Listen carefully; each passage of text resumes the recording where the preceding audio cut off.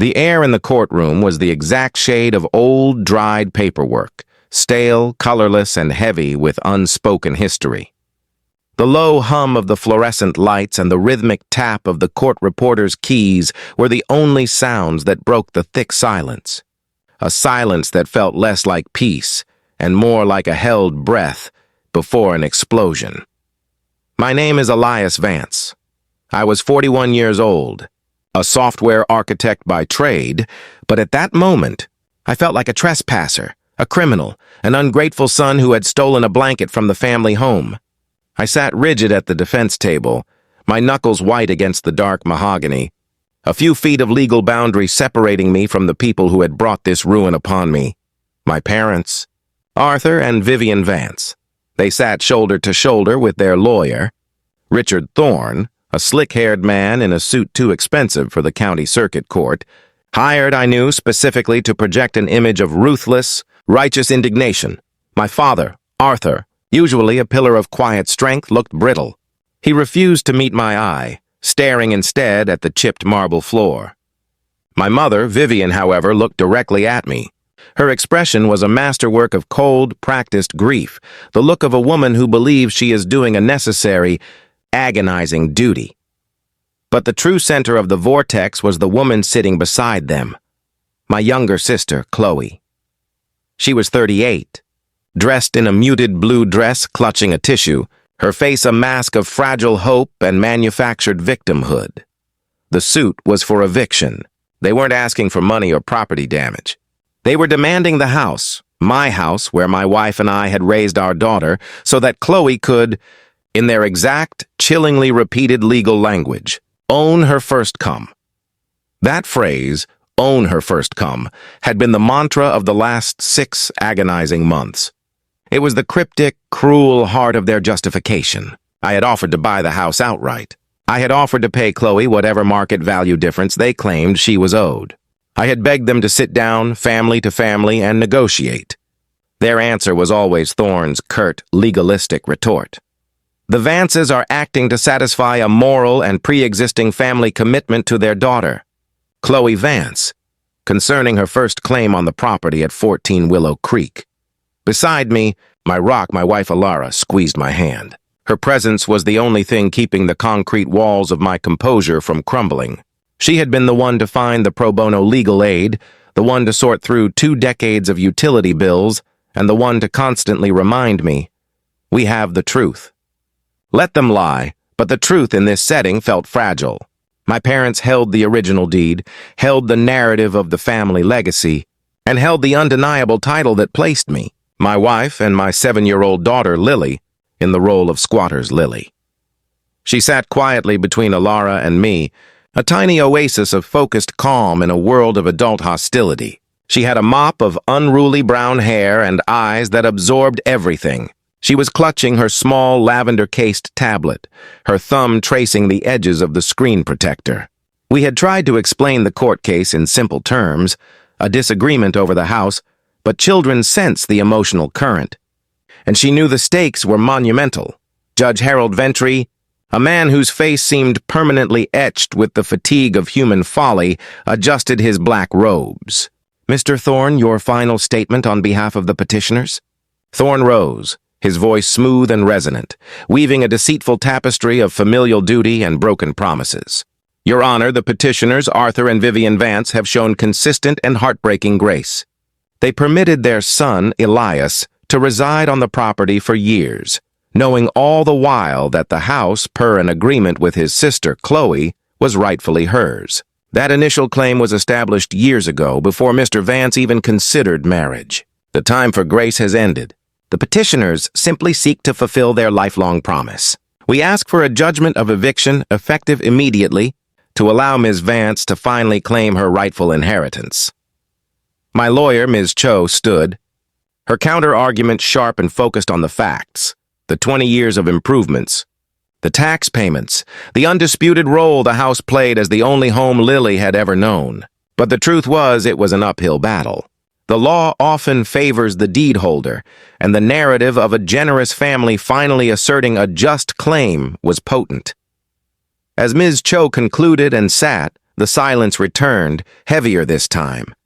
Judge Ventry steepled his hands, his gaze sweeping over the courtroom, lingering on my parents, then settling on us.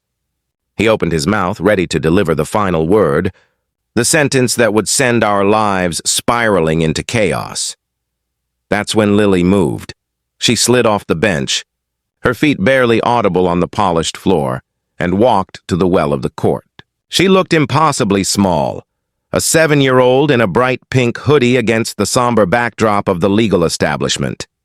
"Your Honor," she whispered, her voice surprisingly clear, reaching every corner of the room. Judge Ventry looked down, perhaps the first genuine flicker of surprise crossing his face all day. "Yes, young lady?" Lily stood straight, gripping the tablet. She looked past the judge, toward me, and her expression, a mixture of fearlessness and desperate loyalty, shattered the last of my composure. Then she turned back to the bench and spoke the words that stopped the world. "Can I show you something Daddy doesn't know?" The judge paused for a long, weighty moment. Then he offered the smallest of nods. "Yes, you may. Proceed." Lily's small hand found the play icon on the tablet. She pressed it. Part 2. The blueprint of love and betrayal. To understand the sheer, terrifying drama of that moment, you have to understand the house and what it represented to Alara and me. And to truly grasp the depth of the betrayal, you have to know what had become of my family. Flashback. The foundation. The house at 14 Willow Creek wasn't grand. It was a sturdy 2-story colonial, built in the 1950s, slightly run down, but sitting on a generous acre of land that backed onto a wild, protected greenbelt. My grandfather had left it to my parents, Arthur and Vivian, with the stipulation that they maintain it as an income property until one of their children was ready to settle down. When I met Alara in my early 20s, the house was a rental unit, smelling faintly of mildew and neglect. I was a young architect working on his first big project, and she was a landscape designer with dirt permanently under her fingernails and a vision for beauty I'd never encountered. Our dates weren't expensive dinners. They were planning sessions. We'd drive to Willow Creek, walk the overgrown yard, and sketch ideas on greasy fast food napkins. "Look, Elias," she'd say, her eyes shining under the porch light. "The kitchen wall is load-bearing, but if we open up this archway, the whole back garden will flood the room with light." My parents, seeing our dedication, offered the house to us, not as a gift, but as an opportunity. "We're too old to manage tenants, son," my father said, clapping me on the shoulder. "You move in, you fix it up, you live there. It's the family homestead. Consider it yours, so long as you keep it in the family." It was the ultimate expression of trust. We put 20 years of sweat equity, every bonus, every tax refund into that house. We replaced the roof, installed solar panels, gutted and rebuilt the kitchen, and most importantly, Alara transformed the patch of weedy lawn into a thriving, colorful sanctuary, the place where we would eventually host Lily's birthday parties. When Lily was born, a fierce, 7-pound miracle, that house became our fortress of love. I remember sitting up with her at 3 a.m. in the nursery, the smell of new wood and old paint mixing with the scent of baby powder, and realizing this wasn't just a building.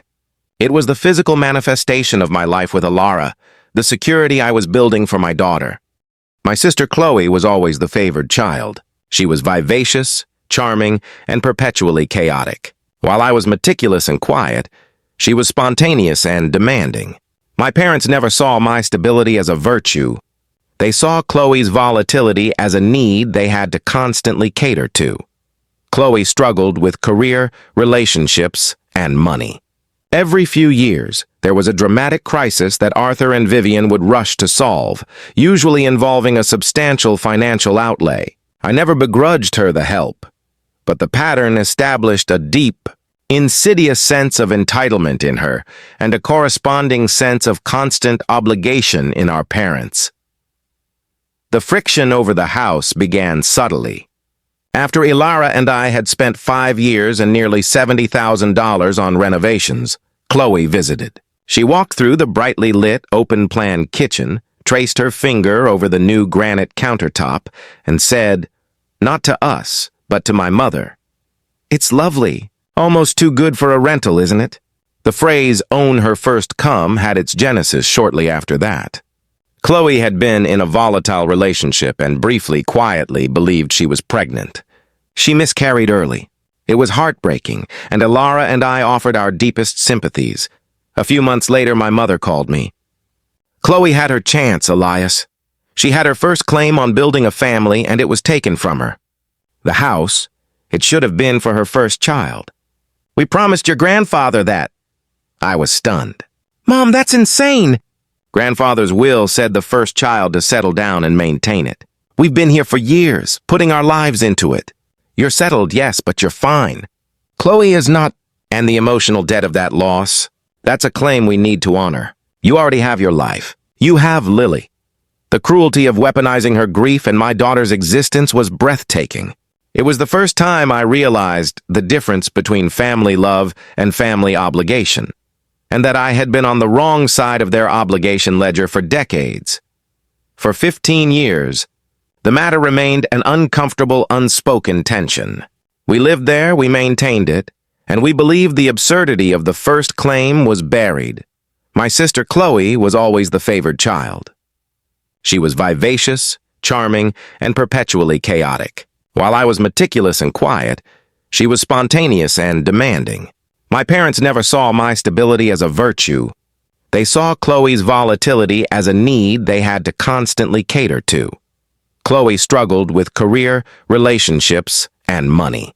Every few years, there was a dramatic crisis that Arthur and Vivian would rush to solve, usually involving a substantial financial outlay. I never begrudged her the help, but the pattern established a deep, insidious sense of entitlement in her and a corresponding sense of constant obligation in our parents. The friction over the house began subtly. After Ilara and I had spent 5 years and nearly $70,000 on renovations, Chloe visited. She walked through the brightly lit, open-plan kitchen, traced her finger over the new granite countertop, and said, not to us, but to my mother, "It's lovely. Almost too good for a rental, isn't it?" The phrase own her first come had its genesis shortly after that. Chloe had been in a volatile relationship and briefly, quietly believed she was pregnant. She miscarried early. It was heartbreaking, and Ilara and I offered our deepest sympathies. A few months later, my mother called me. Chloe had her chance, Elias. She had her first claim on building a family, and it was taken from her. The house, it should have been for her first child. We promised your grandfather that. I was stunned. Mom, that's insane. Grandfather's will said the first child to settle down and maintain it. We've been here for years, putting our lives into it. You're settled, yes, but you're fine. Chloe is not, and the emotional debt of that loss, that's a claim we need to honor. You already have your life. You have Lily. The cruelty of weaponizing her grief and my daughter's existence was breathtaking. It was the first time I realized the difference between family love and family obligation, and that I had been on the wrong side of their obligation ledger for decades. For 15 years, the matter remained an uncomfortable, unspoken tension. We lived there, we maintained it, and we believed the absurdity of the first claim was buried. 2 years ago, the true storm hit. My parents made a disastrous investment, a retirement fund gamble based on an aggressive, unregulated startup. They lost nearly everything. Their primary home was mortgaged to the hilt, and their debt was crushing. That was when the eviction notice arrived. It wasn't about Chloe's first come, it was about liquidity. The house and its valuable acre were the last major asset they controlled. They couldn't sell it while we occupied it, but if they could legally gift or transfer the deed to Chloe under the guise of a pre-existing moral commitment and then have her sell it, it circumvented certain legal obligations they faced. The confrontation in my parents' living room was a nightmare of accusations and tears. It's the only way. Elias, my mother sobbed, clutching my father's hand. We're facing bankruptcy. We need the money from that sale. They're offering a staggering sum for that land. So you're using Chloe's trauma as a weapon to steal our home? To make your debt our loss? I roared, the betrayal eclipsing the pity. It's not stealing! It was always meant for her first. You fixed it up, yes, but you benefited from 20 years of free rent. My father finally spat out, his voice shaking with defensive rage. She deserves this. You'll be fine. Get another house. We are facing destitution. Chloe stood by the fireplace, her arms crossed. It's time to stop thinking you're entitled to everything, Elias. I had the first claim. Mom and Dad are just making it right. The entire facade of my family, the quiet Sunday dinners, the summer vacations, the shared history, collapsed in that room.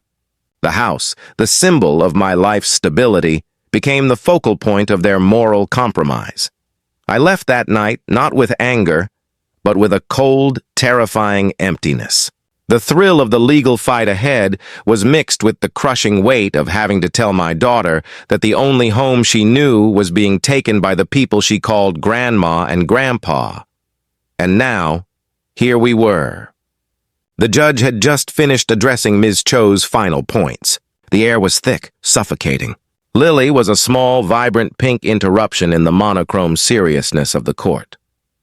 Lily opened the tablet stand, placing it on the railing of the jury box, perfectly angled toward Judge Ventry. "Daddy doesn't know I have this," she repeated, loud enough for the court reporter to log it. "But I think you need to see." She hit play, and the volume was surprisingly loud, though not deafening. It was a video, shaky at first, showing the corner of a dimly lit kitchen, my parents' kitchen. The video was clearly taken from a low angle, maybe from Lily kneeling behind a chair, or perhaps a toy hidden on the floor. The sound dominated. It was the voices of my mother, Vivian, and my sister. "Chloe, it has to be the first claim." "Chloe, that's the only narrative that works in court," my mother's voice, sharp and worried, stated. Chloe's voice was whiny, defensive. "But what if Elias gets a good lawyer? He knows that first come thing was just Mom crying about my miscarriage." A collective gasp went through the room. Ilara's hand flew to her mouth. I stared paralyzed at the screen. Lily had recorded a private conversation, and my parents, my mother and sister, were admitting the entire basis of their lawsuit was a calculated lie, built on the scaffolding of my sister's past pain. My mother's voice dropped, becoming a vicious, urgent whisper. It wasn't just a miscarriage, it was the timing. It was the precedent. We established the emotional debt then. Now we cash it in. We give you the deed, you sell it to the developers, and we pay off Arthur's loan shark debt. Loan shark debt? My head swam. The failed investment hadn't been an investment at all. It was a ruinous high-interest loan. What about Elias? Chloe asked, sounding slightly regretful. Elias is strong. He'll find his feet, my mother replied, her voice cold steel. He's always been the responsible one.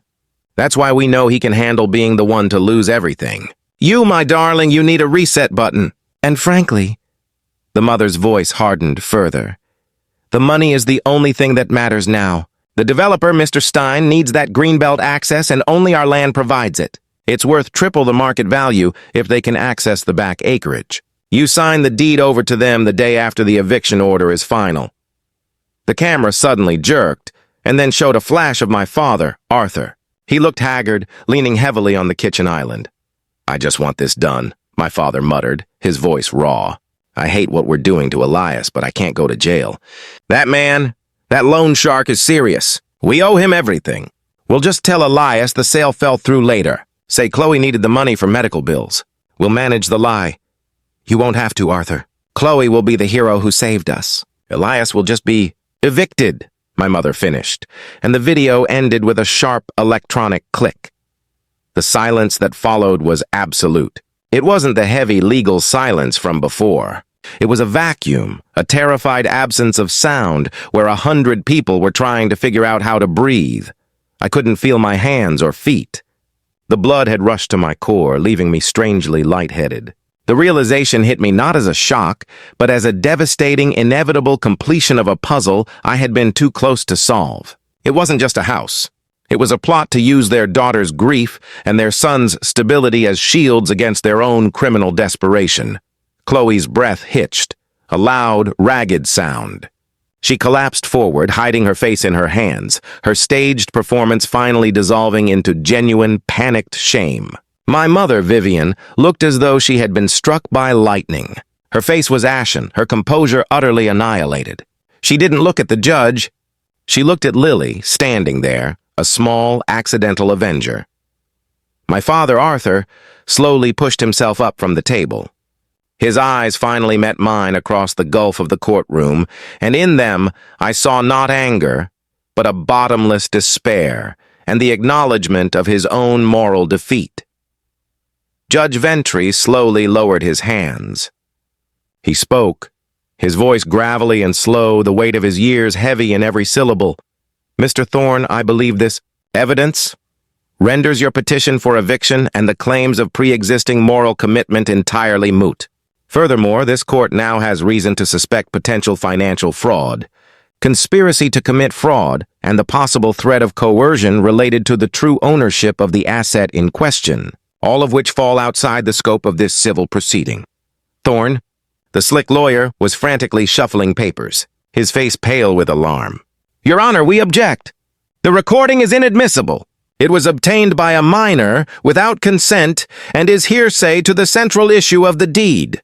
"Mr. Thorne," Judge Ventry said, his voice rising, cutting through the objection like cold steel, "that recording contains admissions that the claim, the very basis of your entire petition, is a fabrication designed to facilitate the sale of the land to pay off an unsecured debt, potentially owed to a criminal entity. It speaks directly to the petitioner's credibility and, more importantly, to their intent regarding the property." This court is not blind. He struck the bench once, a hard, echoing thwack. "This case is dismissed. Immediately. The deed and ownership of 14 Willow Creek are hereby frozen, and the property shall be placed under a temporary judicial injunction until the appropriate authorities can investigate the claims made in that recording. I will be contacting the district attorney's office." The word dismissed hung in the air, a lifeline thrown into a raging sea. Elara sagged against the table, a silent sob escaping her lips. The victory was immense, complete, and terrifyingly brutal. Chloe was fully weeping now, her sobs ugly and loud, the sound of her entire scheme crashing down around her. My mother, Vivian, didn't weep. She just stared at my father, a look of profound, cold accusation on her face. He had failed to secure the money. Arthur looked back at her, then looked at me, then looked at Lily. He didn't say a word. He just lowered his head and rubbed his temples, a defeated, broken man. The clerk began speaking a rapid flow of procedural jargon, but I heard none of it. I could only feel the profound, dizzying rush of relief, the kind that makes your knees weak and your vision tunnel. We were safe. Lily's home was safe. I turned to Elara, wrapping my arms around her. We held each other tight, the years of stress and fear melting away in that small, desperate embrace. But then I looked down at Lily. She hadn't been watching the judge, or Chloe, or my defeated parents. She was watching me. Her hand was still resting on the tablet, but her face was crumpled. The fearlessness was gone, replaced by a pure, unadulterated pain. "Daddy," she whispered, reaching out a tiny, shaking hand and touching my cheek. "Grandma and Grandpa, they were lying the whole time?" The question, so simple, so devastatingly direct, hit me with the force of a physical blow. She hadn't just saved the house. She had exposed the rot in our family's foundation, forcing her father to witness the complete moral collapse of his parents and sister. Her small act of loyalty had bought us peace at the cost of innocence. I looked at my daughter, her face a heartbreaking mixture of pride in her action and confusion over its terrible result. The truth was, in that moment, she looked just as defeated as my father. The victory was hollow. The price of our home was the end of my family. The price of justice was my daughter's first agonizing realization that people you love can be fundamentally cruel. I knelt in the middle of the quiet, emptying courtroom, wrapping my arms around her tight. I didn't have a strong paternal answer. I didn't have a soothing lie. I only had the crushing weight of the loss, not the loss of a house, but the loss of the idyllic memory of childhood holidays, the loss of the family unit, the loss of the unquestioning belief that parents love unconditionally. The tears that came were not the tears of joy or relief. They were thick, wrenching tears of grief. They were for the family I thought I had, for the sister who had become a stranger, For the house that was now tainted, and most of all, for the 7-year-old girl whose brave, loyal act had torn the curtain back on a world she was not yet ready to see. I buried my face in her shoulder, holding onto her tightly, letting the grief pour out. I wept for the destruction of my lineage, the end of the long road, the final agonizing sound of my parents' moral bankruptcy. The taste of salt on my lips was the final, bitter price of my home.